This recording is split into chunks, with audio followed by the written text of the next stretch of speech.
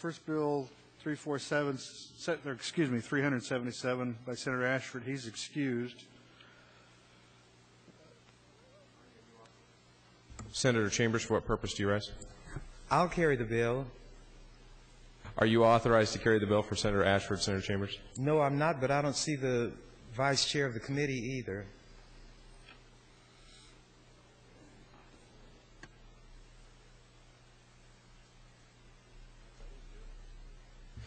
Senator Chambers, will recognize you to open on LB 377A. Thank you. Members of the legislature, this is the A bill for the judge's salary increase. As you know, there was some debate on that bill from me of a very bitter nature. I even had offered an amendment to remove reference of the Chief Justice from that bill, but made no attempt to reduce the amount of the salary increase. That bill came up on May 8th, which was the day of a scheduled execution that had been canceled. The Chief Justice had indicated that it should have gone forward anyway. So I used that opportunity to vent my spleen. When it comes to salaries, I feel toward the judges what I feel toward all public officials. When there are very awesome responsibilities associated with an office, the people who do that work, even when they may take a decision with which I disagree, are entitled to compensation commensurate with the responsibilities of that office. I have supported salary increases for constitutional officers. I support a salary increase for the senators. I support the salary increase for the judges. Although I voted against LB 377, I made no attempt to stop the bill because the salary increase is justified and it ought to go forward. This is the A bill. Being unaware that we would be at this point, I don't note that there are any amendments to the bill. So if I may ask the clerk, oh, there are no amendments. So what I'm asking my colleagues to do is to support the movement of this A bill so that it can catch up with LB 377. If anybody should want to have any discussion further on the judge's salary or any other thing in the bill, we can do it on select file when the A bill has caught up with the underlying bill, LB 377. So I'm going to not only support the movement of this bill, I am taking the position of advocating it. And let me tell you one reason I'm kind of glad things worked out the way they did this morning. I have mentioned from time to time that there is a certain maturity that we ought to demonstrate when we're legislating, and that applies to me also. It would be inappropriate, in my opinion, even if I felt like trying to stop the A bill, to do so with people whose job it is to move the bill not being here. I will not take advantage of a situation like that. There will be plenty of opportunity on select file, so my purpose in doing what I'm doing this morning is to show you how circumstances, Parsons looking at me, have humbled me this morning so that I've got to do something which initially I may not have done. So if you have any questions about this bill, hold them until select file. In the meantime, I hope that you will vote to advance the bill. Thank you, Mr. President. You're recognized to close on LB 377A. Mr. President, members of the legislature, I was not going to close, but I'm really being bludgeoned and battered this morning. They say there is no good deed which is not punished. Do you know where the chairman and the vice chairman of the Judiciary Committee are right this minute? They are at a press conference where that execrable recreational liability bill is being signed. Can you think of anything more ironic than what is happening this morning, but I take my lumps in the way that I give them. So I hope that you will vote to advance this bill nevertheless, and I will deal with the chair and the vice chair at another time. Thank you, Mr. President. Mr. President, members of the legislature, they say experience is the best teacher and some will have no other. I'm an expert on testing because I've taken numerous tests, in fact, innumerable tests. From the time I was in elementary school at Lothrop, through Tech High School, through Creighton Undergraduate School, through Creighton Law School. And testing is essential. I was going home the other evening, and a song was playing on the radio, Baby, I'm Yours. And this individual was telling how long she was going to be this person's baby. And among other things, until the sun falls from the sky. And I was really getting into it. Then I was brought back to earth when she said, till 2 and 2 are 3. And I looked at Cindy, whom I drive every day. I say, Cindy, she's not going to be his very long because that's what they do at OPS right now. 2 plus 2 are 3. Members of the legislature, if we're going to let individual schools and teachers and school districts devise tests to make what they're doing look good, that is the biggest wrong we can commit against these children. If that child was going to spend his or her life in the confines of that classroom, then let that test be over what is improperly taught or inadequately taught. If that child is going to spend his or her life among the people who are similarly tested and cheated, fine. But they're going to leave those small communities, they're going to leave those small schools, they're going to leave OPS, and they're going to be competing against children who were educated not only in this country, but globally. And for us to let this notion of fearing tests take root is going to mark Nebraska as the backward state that many people see it as being now. I even think teachers ought to be tested. But they're the ones who would holler the loudest, and the only thing you'd have to say is we're going to give you a test over your subject matter at the 12th grade level, and they will scream like pigs with their noses stuck under a gate because they're not held accountable. I don't think bearing the title teacher makes you something special. It ought to. But that special consideration ought to come based on how well you do the job, and how well you do the job is reflected by how well your students master what you teach. Here's how I define or describe teaching. You have the children down here, the teacher up here. The job is not to reduce the teacher down to the level of the students where they say, ain't, well, I'm trying to make ain't respectable, but in the classroom, we're not going to do that. We don't want the teacher saying ain't. We don't want the teacher using double negatives. What we want the teacher to do is move that student closer to the level where the teacher is. And to the extent that that disparity is removed, teaching has occurred and learning has taken place. When I was in law school, when I was at Creighton Undergraduate School, we were given blue books in which we wrote our answers. And when you finished your examination, you could leave. I did not have a single class at Creighton University or Creighton Law School at which I was not the first one to leave the examination room. Do you know why? Because I knew what I knew, and I wrote answers based on what I knew, and I didn't try to trick anybody. 1 minute. I would read the question to see what I was being asked before I started writing an answer. And I never flunked a test and never flunked a class. And I was educated or miseducated at OPS. But I did a lot of reading on my own.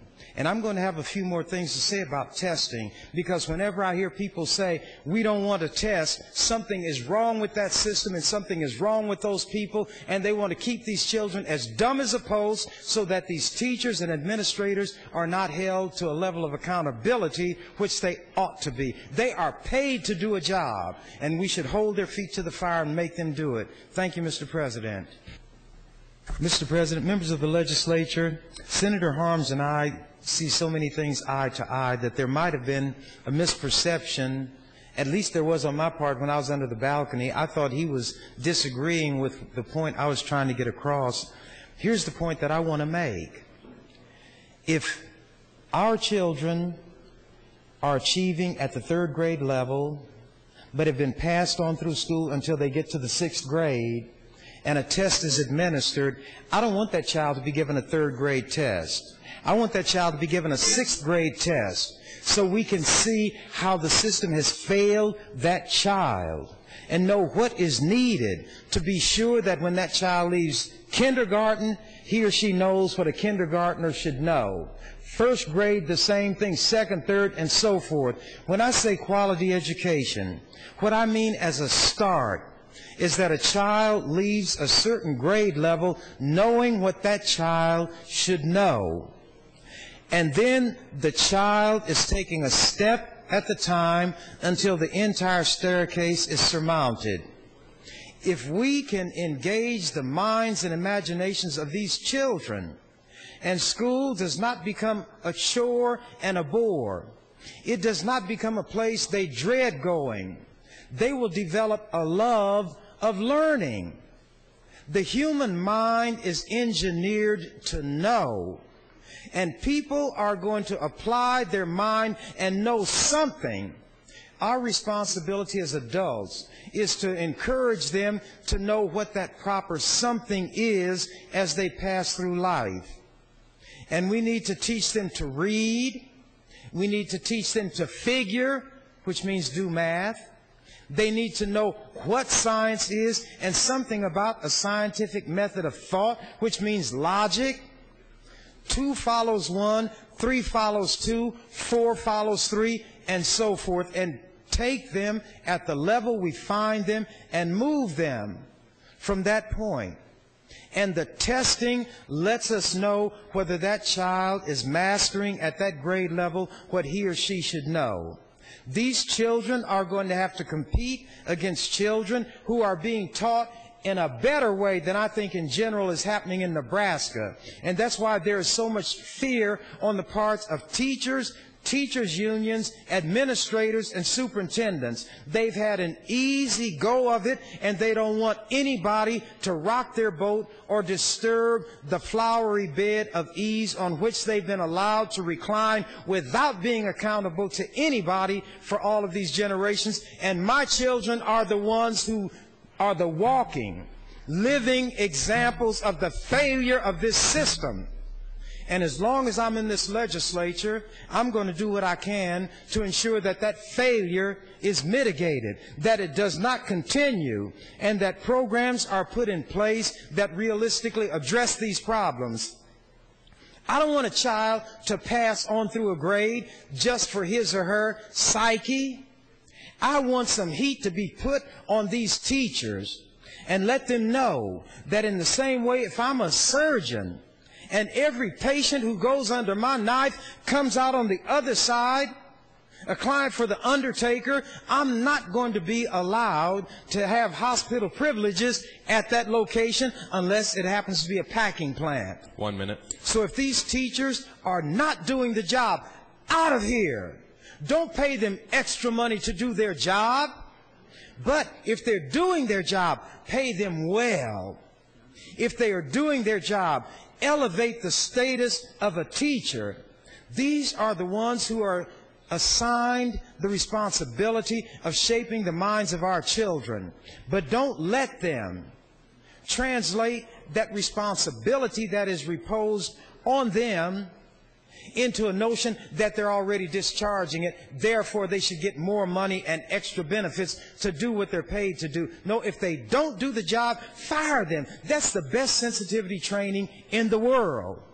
Do your job, and if you don't, you're out of here. Is that my third time, Mr. President? That's your second time, Senator. Thank you. Thank you, Mr. President. Thank you, Senator Waldman. And for Senator Copeland, hey, old Papa, treetop tall, won't you kindly turn your damper down? That's from a song. Cool down. I want you to stay around here. I don't want you to have a heart attack. I like that passion. We need it. And this is the discussion where it's appropriate. Now, methinketh Senator Copeland protesteth too much. If teachers are doing their job, they would not want a parent to have to give prior notice before visiting the school in the classroom. They would be delighted to have a parent visit the classroom anytime. Any patron of the schools is welcome to watch what is happening. You don't have to give them time to prep themselves, to prep the students, and all of these things that will happen when somebody who is going to be called to account knows that the one who will call him or her to account is coming. You know what those Chinese plants did where the accusation was leveled about contaminating this pet food? By the time the American investigators got there, every one of the plants had been closed down. They had all been cleaned, and nothing of anything was found. Inmates used to tell me they liked it when I would notify the administration of the prison that I was coming, especially around mealtime, because they would go out of their way to prepare better food and a better selection. But if I want to find out what they're really doing, I don't announce that I'm coming. And regardless of how upset it makes Senator Copeland, I do know there are teachers who are failing. When my child was in the first grade, this teacher didn't know the meaning of agreement when it came to grammar. My daughter's name is Gayla. The teacher would write, Gayla are doing good work. Gayla are doing good work, Senator Copeland? I'm talking about what I have experienced and reports and letters sent home to parents by the teachers. I have received letters, Senator Copeland, from fourth grade children in my district where they can't spell the words. They run up the page, down the page. They cannot properly form letters when they're printing those letters. And these are not retarded children. If you go into these classrooms and these schools, you will hear teachers talk about how discouraged they are because they don't have adequate textbooks and supplies. 1 minute. That is not the problem of the parents and of the children. It falls squarely on the school administration, and that's where I'm going to continue to place it. And Senator Copeland shouldn't be the one who has to stand here and get irritated and upset. What the administrators and the principals ought to do is say, we want the senators to visit us and the parents whenever they want to without getting prior notice, and they don't need an invitation or permission to visit the schools where their children attend. And if a parent shows great concern and asks too many questions in Omaha and black schools, that parent can be banned and barred from the school. And I wish they'd have tried to do that to me when my children were in school. Senator Copeland has taught in a white district where they had white children and they had concern for white people and white children. I'm black, and I would match my mind against that of anybody in this chamber, and I admit that I'm retarded because of lead. But even in my lead-retarded condition, my mind is on a par with anybody here. Thank you, Mr. President. Thank you. Thank you, and I will yield my time to Senator Chambers. Senator Chambers, 4 minutes and 55 seconds. Thank you, Mr. President. Thank you, Senator Carlson. When I laid out an analogy, people didn't listen. I said if I were a surgeon and every patient that went under my knife died, every patient. I'm not talking about a classroom where there's an occasional child who doesn't cut the mustard. I mean when the whole class is not doing well, that you can observe the teacher and see that he or she is not doing the job that ought to be done. You all are too defensive, and I'm not going to let you get away with it. I have stated that there are teachers in the community where I live who could do a better job if they felt they had to. But the administration does not require them to do it, so they, like water and electricity, follow the path of least resistance, and they don't do the job. You talk about parental involvement and parents not preparing their children. I'm not going to give the name of the school or the administrator right now because I'm working on it. A woman and her husband delivered their black child in Omaha to a white school. The administrator told them, go park your car down there, and what are you doing here anyway? Because they're black. We're bringing our child to school. And there's a parking stall here near the door, and that's where we're going to park. And the administrator was standing blocking their car. When he became aware that they were going to park, then he moved aside. And they pulled in. Then he's interrogating these grown people. Teachers treating adults like they're children. They picked the right ones. So the child got out and is walking to the school. And the administrator, what are you still sitting here for? Because we want to make sure that our child gets into the school safely, because a child here was abused by a principal, a black child. And nothing was done, and it's not going to happen to our child. So they got home, and a call was made to the school to talk to the principal. He was very rude, and he began to say, you're cursing, you're swearing, you're swearing. I guess that's for the benefit of whoever was in the office with him. She said, I'm not swearing. Why are you saying that? I hear you swearing. So she said, no, I'm not. And I have a tape which will prove that I'm not swearing. He hung up immediately. Then he called back. And he's conciliatory. And then it's, oh, I mistook you for somebody else. Without the tape, the person in the office with the principal would have sworn that the one on the other end of the line was swearing and cursing, because that's what this rotten, no-good principal said. And if it was my child, I would hit him in his mouth. I'm letting you all know the way I feel about my children. I would not let a white adult abuse my child. I'd be sitting in the penitentiary to this day. That's what I feel about my child. You all don't care because you don't care about black children. And these things don't happen in your schools, so you say, well, we have teachers who do this, we have teachers who do that, and principals who do that. And I see our children being cheated. I've handed you articles which go right through your mind and don't leave an impression. Where the teachers with the least experience are sent to the areas where our children go to school. And if experience means nothing, as they want to tell us, why does it just happen by coincidence that the teachers with the experience are always in the white schools and the teachers with the lesser experience are always in our schools? Why is that? If I don't speak up for our children, nobody will. And even with me speaking up, there are people on this floor and out in that lobby who want to protect the white system. When other people take care of the needs of your children are going to be cheated. Others don't care about the education of our children, and that's why we need control of the schools where our children attend. Don't let those people who have no concern for our children be in charge of them. Then we will bear the responsibility, and we will demonstrate that our children can learn. We will demonstrate that they can be taught. But when you have people coming from other areas and they have no respect for us, you have the results that are taking place in OPS, and the test scores demonstrate it. Time.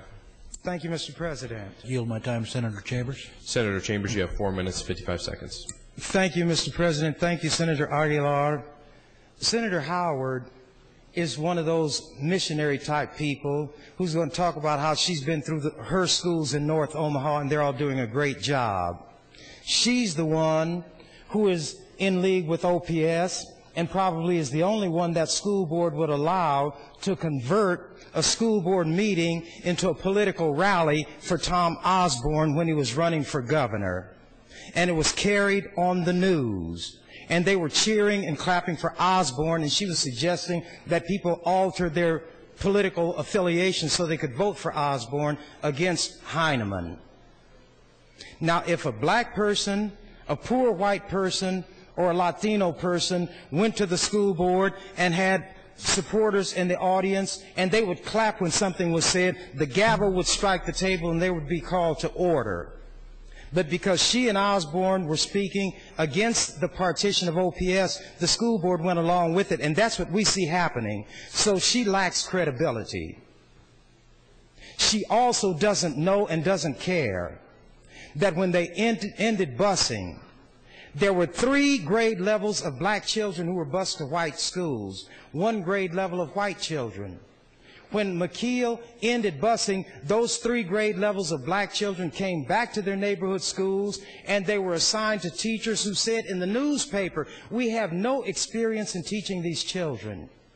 We don't even know what we're supposed to teach. We don't have textbooks for them. We don't have supplies, and I can show you all the articles because you want to play like you don't believe me. You think I'm a lie on the floor? Let McKeel say that I'm lying. Let Senator Howard show that what I'm saying is untrue. So what happens to those children in those 3 grades who are being taught supposedly by teachers who admit they don't know how to teach them? They're lost. They're cheated. They're black like me. And I'm supposed to let some white woman come here and tell you all that these schools are doing a great job, and the facts are right there. I'm not going to do it. What I told those teachers when my children were in school, y'all like to put your hands on children. Don't put your hands on my children, because you will not be fighting a child. You'll be fighting the child's father. If you put your hand on my child, expect me to be up there. And there's far less disparity between your size and my size than there's between yours and this child. And not only do I want you to not put your hands on my children, don't put your hands on the child of anybody in a classroom where my children are, because it makes them nervous. So I was a protector for my children and other people's children. When I talked about the need for local control in the schools where people's children attend, this is after 1024 had been adopted last session. I spent some of my weekly television programs talking about the things our children needed to be taught in school and were not being taught. I pointed out what Senator Harms is talking about, the global nature of the economy, and the economy drives so much in this world, and that China is becoming a world player, and our children should be taught Chinese. And you know what? I was ridiculed. I was mocked. And then about 2 weeks after I'd mentioned that on my program, it was announced that Central High in Omaha was going to begin teaching Chinese. And they were getting cooperation from the State Department of Education, school board administrators. They were going to send some person to China to learn some techniques on how to teach Chinese. All of a sudden, I wasn't ridiculed anymore. It was not even mentioned anymore. But when I talk about the things that black children need, it's a subject of ridicule. When white children are to be taught that, it's a great innovation. That's what I'm dealing with. There are 2 education systems in Omaha, one white, one black. And I include the Latinos in the black part. And we are not getting in those schools what we ought to have. And I'll document it for you, but why should I? It doesn't mean anything to you. Some of you, it might. But to the vast majority, it won't. And these superintendents do not care about these children. They are territorial. They want to be accountable to nobody. And I have said, and I'll say it again, there are some good teachers in OPS, but they don't teach well because they're not required to. Thank you, Mr. President. Thank you. Minutes and 20 seconds. Thank you, Mr. President. Thank you, Senator Peterson. For those delicate people who need to have me say it, I'll say it. Not all white people are bad. Feel better? There are some white people who care. But I say a tree is known by the fruit it bears, and I'm not going to spend all my time talking about the white person here and there who might care, when the majority of those that our children have to deal with don't care, and they demonstrate it. I get calls in my office from teachers in OPS who give me information about problems going on in their school with their principal, and I say, are you willing to say something? No, because I'll lose my job. There have been groups of teachers who wanted to talk to me, and we would have it set up. Then I guess word would leak out, and they said they wouldn't. Now, if McKeel will tell the truth, he will acknowledge to you all that I called him and told him that these teachers have a right to talk to whomever they want to. They can talk to any public official they choose, and when they do it on their own time, you and nobody else can take negative action against them, and you cannot coerce him. He hastened to tell me, no, I wouldn't do that. No, we don't do that. But the teachers are afraid. They're afraid to talk to the media. 1 minute. If there's a principal with a great record of helping children, that principal is afraid to talk to the media because they've had the clamps put on them and they're not to say anything. Now, when you have an oppressive environment like that, where even teachers are fearful, you know the parents and the children are not going to be properly respected. Senators are finding here how some of these superintendents and others disrespect them and treat them with contempt. And some of them have told me it's not as hard for them to believe me now when I tell them how black and poor parents are treated dismissively. But it had to happen to them. And it's going to continue happening. The insults that Senator Copeland should be worried about are those paid to the members of the legislature when it comes to trying to deal with administrators and some of these others who are working with and for the superintendents. Thank you, Mr. President. My time to Senator Chambers, please. Senator Chambers, almost 5 minutes. Thank you, Mr. President. Thank you, Senator Aguilar. What Senator Paul said encapsulates the problem I confront. See, these white people in here who speak for OPS know you're not going to believe that what I'm saying is true. Let McKeel say it's not true. Don't let the flunkies come here and say it. Let McKeel stand up and say that I'm not telling the truth. Let McKeel say that at North High they had textbooks at the beginning of the semester in the fall. Let him say, but I was continuing to raise that issue. This is a week into the semester. Some of these classrooms have no textbook. A month into the semester, then I began getting calls and letters from parents asking what could they do. That should not be the case. There should not be an adversarial relationship between the school and the community where it's located. 92% of the teachers in OPS are white. 56% of the student body is non-white. The majority of people who live in OPS are white. So why would a majority of the student body be white? Because the white parents pull their kids out of those schools and send them to the white suburban districts. That's why. That's what's going on. You don't hear Senator Howard talk about that. You don't hear McKeel talk about that. You don't hear her point out that the schools in Omaha are segregated more now than they ever have been before. And as the white flight is subsidized by state money, the percentage of non-white students rises in OPS as the percentage of white students diminishes. And in absolute numbers, you have more non-white children than white children in OPS. The number of minority student schools is increasing in OPS. What I'm going to do, and most of you all will not even read it, is share with you the transcript of a conversation I had on tape with an 18-year-old girl who was held down on the floor at Sunny Slope, which is a white school, by the principal and a security guard. She talked about how they pushed her face into the floor, how they bumped her head, how the security guard laughed. And as you read it, you can get an idea of whether you think I prepped that child and told her what to say. And what McKeel said is that everything they did was appropriate. How would I find out about this if I was not there? An employee of OPS told me. He saw it happening. And it's the same school where this principal was on the phone implying that the woman talking to him was cursing. I may as well tell you his name is Esty. They get away with it. So they continue to do it. And McKeel covers for them. Senator Paul says, I'll use a play on his words, on his name. That's appalling. But it's going to continue happening. And that's why I had to let these teachers know. You all can praise him, Senator Howard, if you want to. And I have a granddaughter in school still.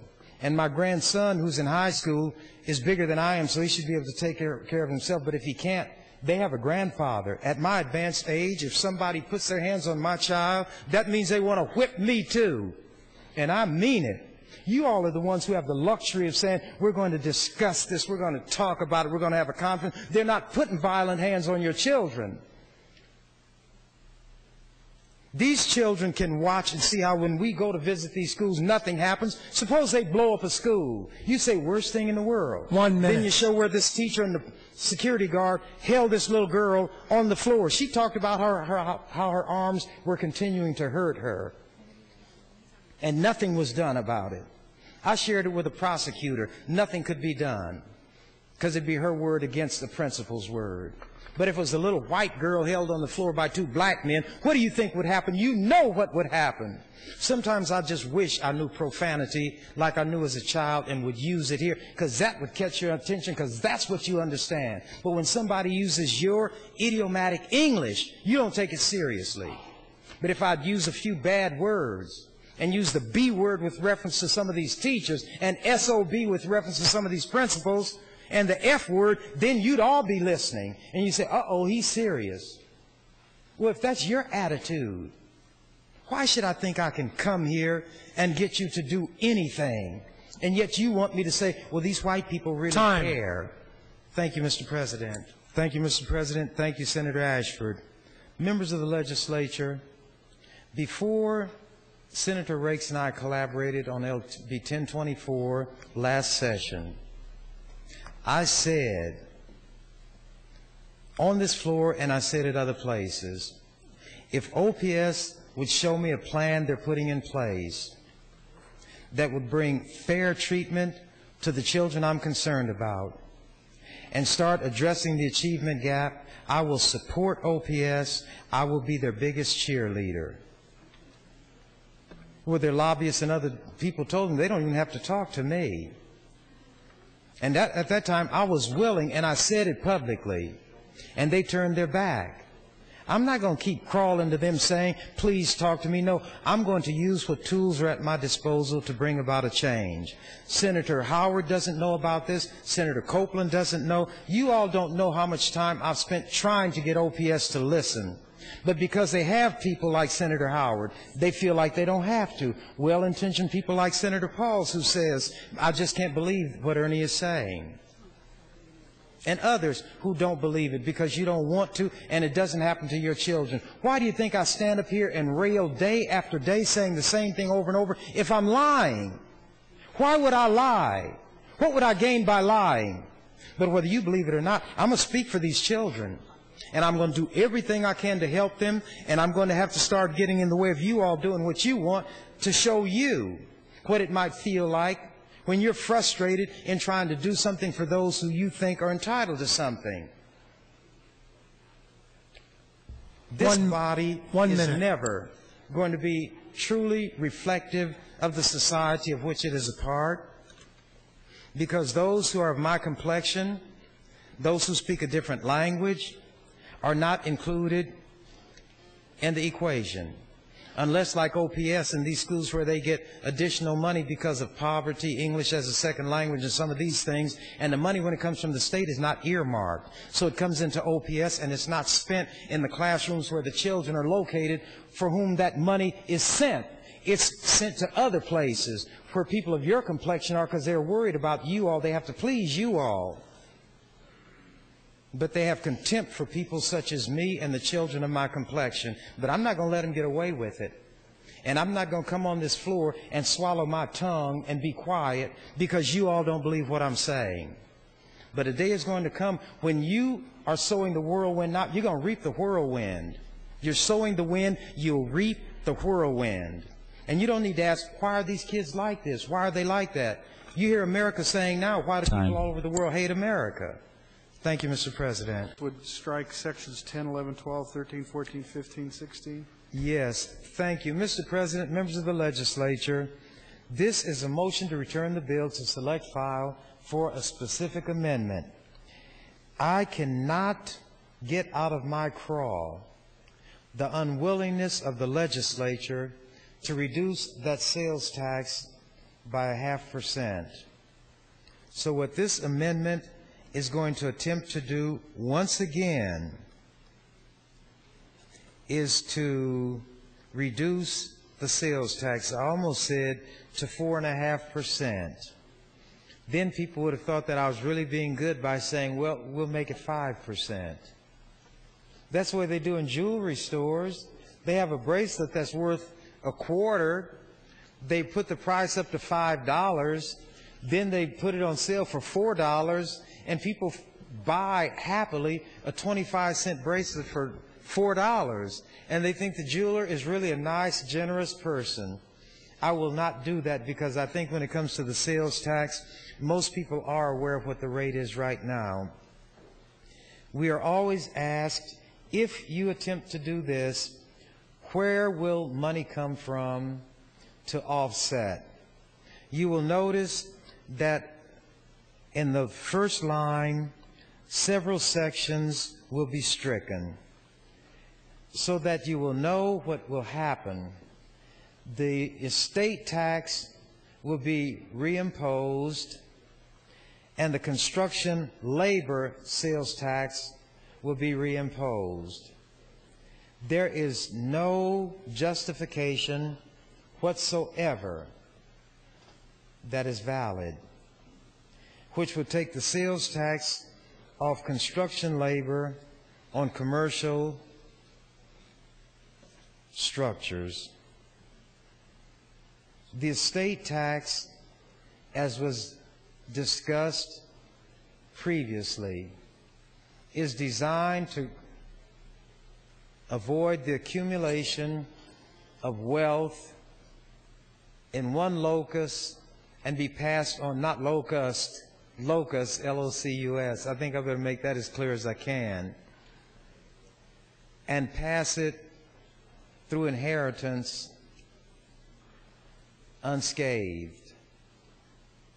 The inheritance, the estate tax, does not deprive anybody of anything that he or she earned through his or her labor. It's a windfall. I'd like to ask Senator White a question or two, if I may, because he is a very competent attorney, although on some issues he does not demonstrate it as much as he does on others. Senator White, would you yield to a question from Senator Chambers? With great trepidation. Senator White, what is taxed under an estate tax? If I would reimpose it, what would actually be taxed?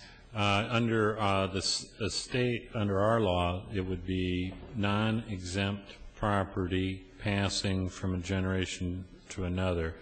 I'd have to double check, but I think most of, for example, spousal, from husband to wife, wife to husband's not taxed.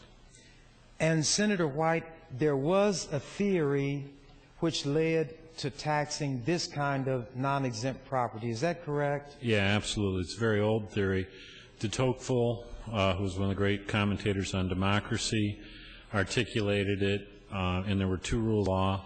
It said that accumulated wealth passed from generation to generation was a profound threat to democracy, and the laws that arose out of that were the, three, was a rule against primogeniture, was a rule against perpetuities, and then it was estate tax, and that was to break up huge generational fortunes.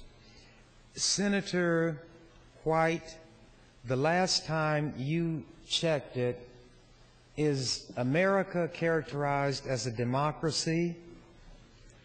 Well, I hope so, yes. It's characterized. Yes, it is. Okay.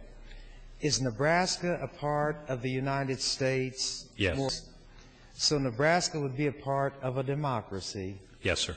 So what's good for democracy as a whole would be good for Nebraska. One would hope. The logic is impeccable. If the problems could develop by not taxing this property and allowing it to pass down from generation to generation unscathed, if that would not be a good thing to happen in Mother England, and it would not be a good thing to happen in a democracy, Nebraska, being a part of the democracy, could suffer some of the same negatives if, in fact, those negatives could come into play. That's true, Senator, except that Nebraska's level of estate tax has never been high enough to functionally interrupt the passage of great wealth. Aha! So, we're not really harming anybody who's going to receive this property to any great extent if the estate tax, as envisioned by Nebraska law, were to be reimposed. To the extent there are barriers to the accumulation of intergenerational wealth, they're found in the federal tax code, not in the state tax code. Nebraska and the history of the estate tax is some people argue we just stumbled into it through a fluke of our drafting, but the history of the tax in Nebraska has been strictly that of a revenue raiser, not been a social policy. Senator White, would you support my amendment? I support reducing sales tax. Unfortunately, I also support getting rid of the estate tax because the cost of revenue we raise from it is not worth the business we lose in terms of loss of employment and loss of people who would otherwise keep their citizenship here and pay income taxes. Senator, I'm a pragmatist on these things. I would like to see a more progressive tax code. As you know, I support reducing the sales tax by ½ cent strongly. But I also recognize that for prosperity's sake, we need to make accommodations to people who are wealthy. And on this one, I'm willing to make that accommodation. If this amendment were to be modified by removing line 1 and line 2,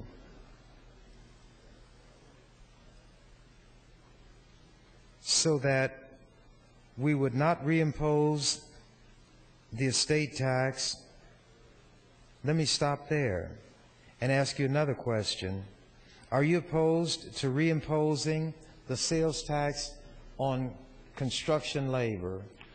If we had to trade that for ½ cent across the board, I would accept ½ cent across the board as opposed to that. And you've been very, very helpful, Senator White, and your explanation of these issues, I think, were worthy of the best of law schools, which not include Creighton or Nebraska, by the way.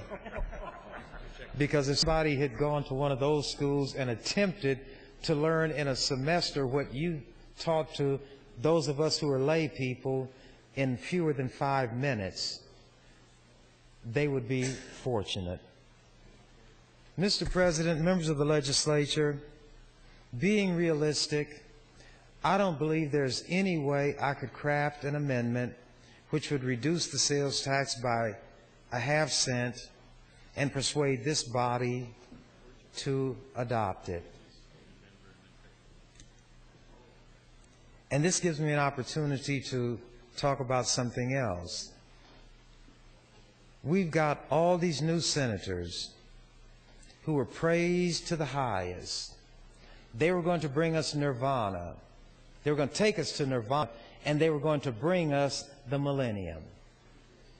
Oh, they have such high principles. Oh, they are so smart. 1 minute. Oh, they are so this, and they are so that. But people fail to point out that they also are sheep. Some of them don't realize that I was aware of what they were in another life, and they have strayed from those teachings. And I'm inclined to believe that whatever the surrounding terrain is what they become. In the kingdom of lower creatures, those who are called chameleons. But my time is up. For my opening, thank you, Mr. President. Thank you, Senator Chambers. Members, you've heard and the motion to return to select file.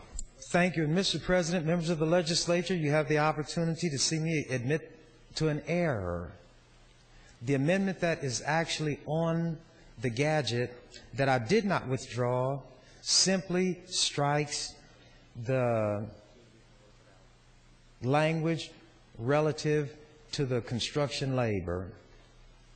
It would do away with what you did on construction labor. The amendment that follows that would be the one we're talking about here. So to simplify things, Mr. Clerk, I would like to withdraw that FA, is it 95, whatever it is, that would simply do construction labor. Senator Chambers, you've requested to withdraw the 95. Yes. That is accepted. The motion is withdrawn. Thank you, because I was under the impression as I was looking on here that I had withdrawn it. So now we are on the amendment that I had been discussing. And Senator, this is going to be referred to as AM 1225, which I Yes. think is consistent with the one you have in front of you. That is it. AM 1225. Yes, sir. Senator Chambers, as it is a new amendment, you'll have the opportunity to open again on the motion to return because it is a different amendment. So you're recognized on the motion to return for a specific amendment, AM 1225.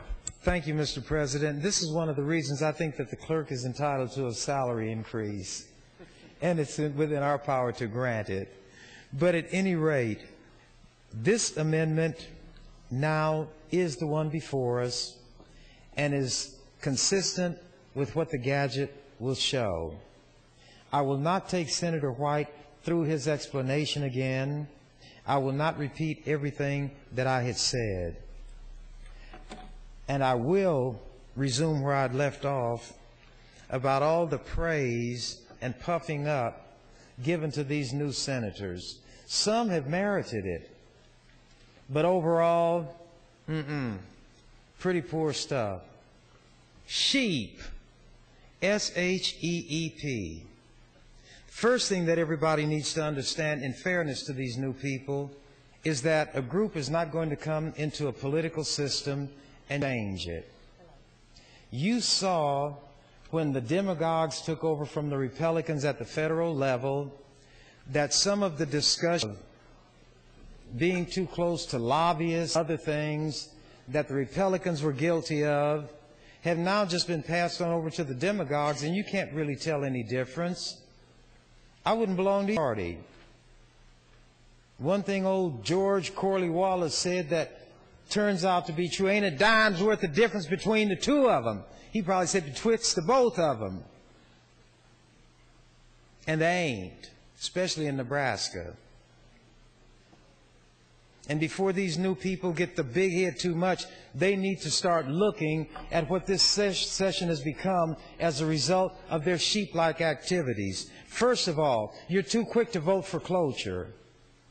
You will unanimously vote for cloture because you think that's what you're supposed to do. And it makes me no difference whether you do it or not. But when you have everybody in lockstep on something like that, they're not thinking at all and have no appreciation of what you do when you vote cloture. You cut off your right to discuss or amend an issue. These people in the lobby will tell you, well, you're tired of it. It's been going on enough. Vote cloture. That's not a reason to vote cloture. But you think you're smarter than you are. So keep doing it. You don't even know what it's for. You think because a certain amount of time has passed, everything ought to cut off, just like some people who are virtually illiterate when it comes to grammar think that if you got from 8 words or more, that's a sentence. So when you get to 8 words, you put a dot after the 8th word and you got a sentence. You say, what about the subject and the predicate? They say, I don't even know what you're talking about. I say, well, how can you have a sentence on what the subject is or the predicate is? They say, look, count them their words. So I count them. I say, there are 8 words. They say, what do you see at the end of it? I said, well, you call it a dot. They said, okay, that's a sentence. That's my colleagues who are new. We've talked about it a certain amount of time. There's nothing else to discuss.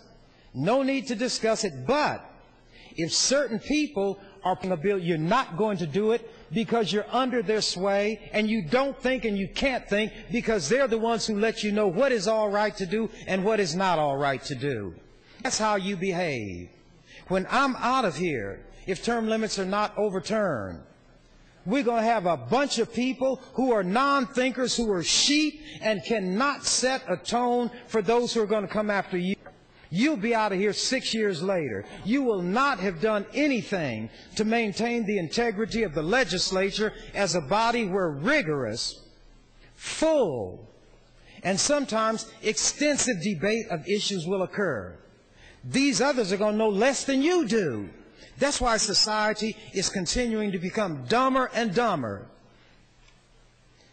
Few people learn everything that somebody attempts to teach them. So the teachers of teachers will teach 4 fingers. Those who are learning will learn 3. So they teach 3 fingers.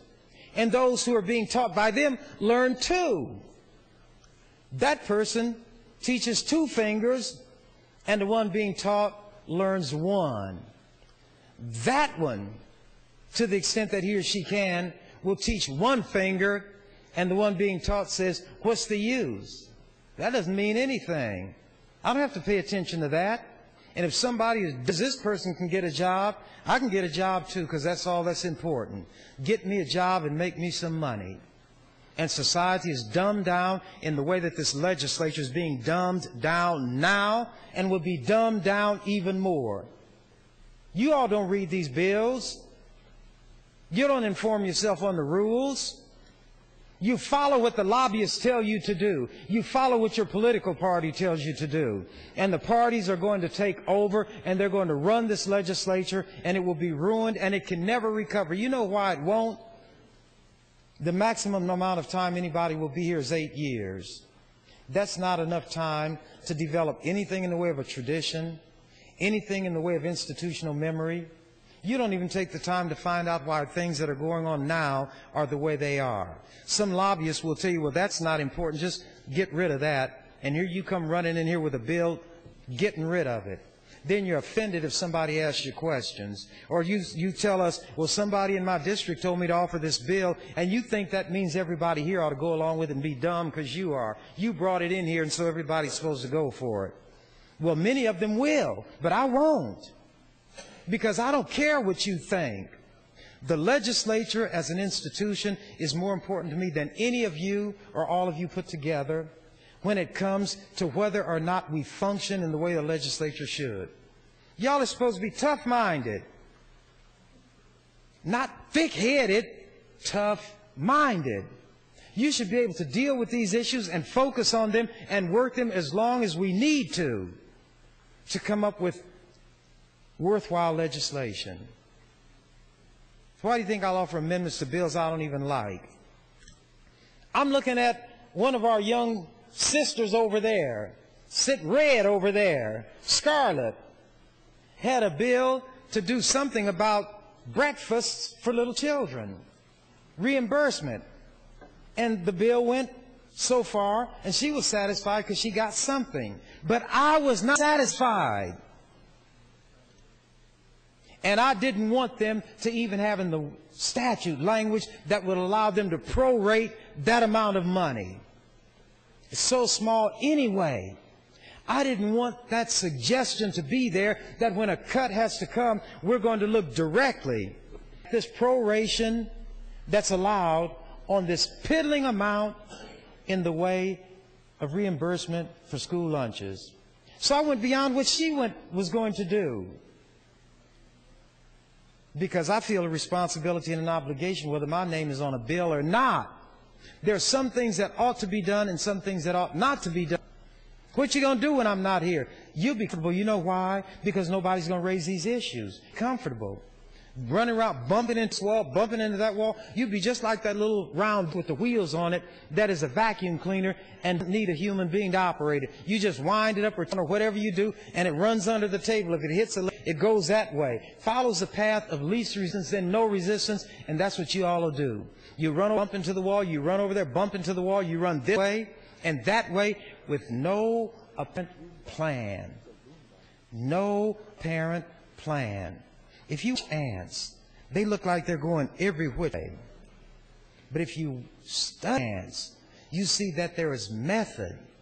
There is so much cohesion and organism that some naturalists refer to them as an organism. Not each ant, but functioning all together, cooperatively, each carrying out its role and function, that entire colony is referred to as an organism. And those without the eye to appreciate and understand what is before them when they look will just see confusion and chaos. But whereas there was nothing here before, now they have a mound of earth here, a mound of earth there, and there are tunnels. They actually create a system that air conditions and ventilates that underground city that they constructed. That's why Solomon said, "Go to the ant, thou sluggard, consider her ways and be wise." You all are running hither, thither, and yonder, but not like the ants. You don't have a plan. You wait for somebody to tell you something. Thank you, Mr. President. Thank you, Senator Chambers. Members, you've heard the opening on the motion to return LB 367E to select file for a specific amendment. That amendment is AM 1225. Before we continue with the discussion of that motion, Senator McDonald would like to announce that she has 36 4th, 5th, and 6th graders from Wheeler Central School in Battle Creek and 7 teachers. They are in the north balcony. Would you please stand and let the legislature welcome you?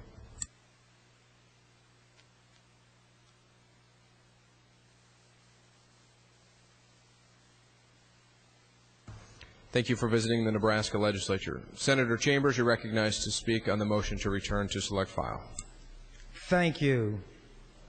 Mr. President and members of the legislature, a lot of things these next few months that I have to be with you all would be so much easier for me if I cared no more about the legislature than most of you all. It wouldn't matter to me. Let it fall apart. There are 3 branches of government: the executive, the legislative, the judicial. The executive is getting his way. The governor, he's getting his way, having his way with this legislature, because you all do whatever he tells you to do. You're afraid to challenge him. I listen to people when they talk, and I'd probably be better off if I didn't. But since I cannot persuade my colleagues to lower this sales tax by 0.5%, I'm going to exact a tax in the form of some time. And I'm going to take the time. Here's what you need to think about. You've only got 10 more legislative days to be here. The first day after the last day, you're going to forget everything that happened. But while you're here, this is all of life to you, and you're moved and motivated by fear. You want to impress people and gain the approval of people who don't even like you, who don't respect you. If they respected the legislature, they wouldn't treat you like they do. These superintendents wouldn't be running over you. Do you think if there were 49 people in the legislature like me, that these superintendents and the governor would be treating that legislature with such disdain, such disrespect, hurling insults in the newspaper day after day after day? They don't do that to me, but they do it to all of you collectively, and you buy it and you swallow it. And they're going to keep treating you like that because they do it. You don't realize the power that you've got. You are the most powerful branch of the government. If there are only 2 of you, I'd say you're the more powerful. But there are 3. You are the most powerful. You determine the budget of the state court system. You determine the budget of every executive branch office, officer, department, agency. And you let them run you. You're the boss and they run you. They tell you, I'm not going to do that, and you get out of my face. And you tuck your little tail between your legs, your little ears droop, and you go paddling off someplace and hiding in a corner and sulk.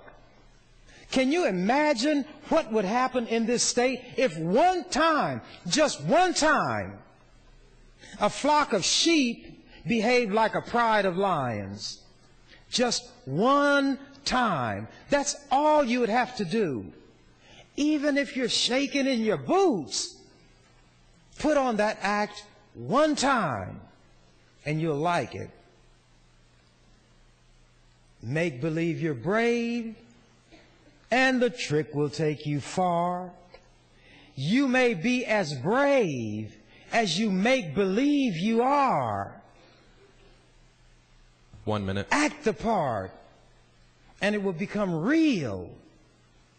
But on the other hand, if you're a coward, if you perceive the thing that you fear as being real, then it is real to you in its consequences. And that's what the governor knows, so he threatens you and scares you. And the superintendents treat you as though you're worthy of no respect, and you accept that characterization and feel that you're worthy of no respect, and they run all over you. Why are you trying to placate them when you put in a lot of work on an education issue? Then they're going to say, we don't like it. Well, so what?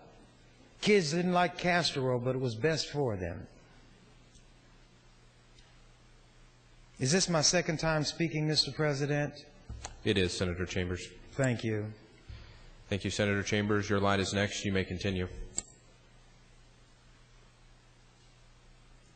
Thank you, Mr. President. Brothers, sisters,